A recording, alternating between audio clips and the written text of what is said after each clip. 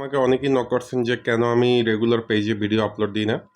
আসলে ভাই আমি পেজে রেগুলার আপলোড দেই না হইলো গিয়ে আপনাদের বিশেষ করে আমি ব্যাংক লোন অনেকেরই পেতে সাহায্য করেছি বা অনেককেই হেল্প করেছি সেটা জানেন। কিন্তু ইদানিং যে সমস্যাটা হয়েছে আমার ভিতরে অতি লোভ কাজ করছিল সেটা হলো গিয়ে আমি ইটালি যাওয়ার জন্য চেষ্টা করছিলাম।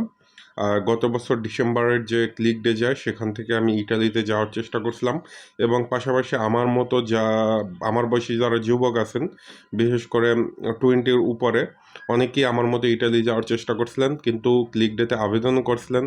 যাই হোক আমরা দেখা যায় যে 99% লোক যাইতে পারি নাই। তবে সবারই যখন আমরা ইউরোপের স্বপ্ন দেখছিলাম যে আমরা চিন্তা করছিলাম ইনশাল্লাহ ইটালি চলে যাব এবং আমিও আশা করছিলাম ইটালিতে চলে যাব।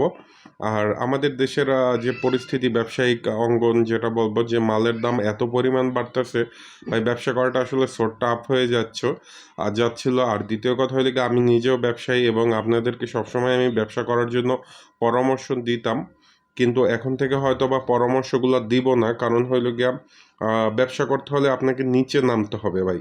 আর নিচে কিন্তু সবাই নামতে পারে না। আমি সবসময় যে ব্যবসাগুলো আইডিয়া আপনাদেরকে দিতাম সেটা হইলে গিয়ে আপনি আপনার ইচ্ছা। আপনি ভিডিওটা দেখে ব্যবসা করলেন বা না করলেন সেটা আপনার একান্তই ব্যক্তিগত ইচ্ছা। তবে আমি বলব যে ইটালিতে যাওয়ার স্বপ্নটা আমাকে অনেকটাই আপনাদের কাছ থেকে বিচ্ছিন্ন করে দিয়েছে।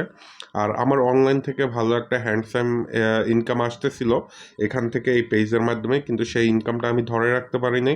কারণ হইলে গিয়ে যখন থেকে আমি ইটালিতে যাব তখন থেকে আমি স্বপ্ন দেখতেছিলাম আর ব্যবসায় ওরকমভাবে মনোযোগ দিতে পারিনি, যার জন্য ব্যবসার অবস্থাও খারাপ।